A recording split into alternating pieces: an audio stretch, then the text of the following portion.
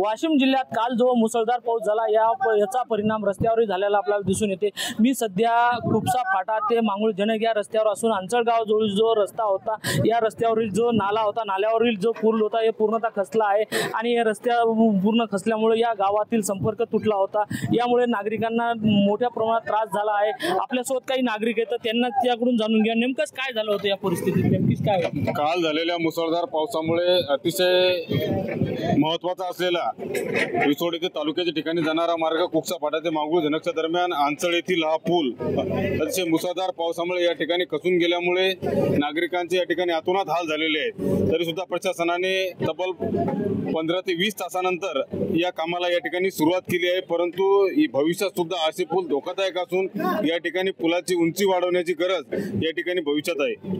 नक्कीच या गावात जो पूल होता तो त्या पुलाची उंची वाढवणं गरजेचे आहे, नाहीतर या पुलावर असाच पाऊस जर पडत राहिला तर याच्यावर पुन्हा हा पूल खचून जाऊन हा रस्ता पूर्णतः बंद पुन्हा पडण्याची शक्यता आहे। कॅमेरामन सचिन राणेसह विठ्ठल देशमुख, TV9 मराठी, वाशिम।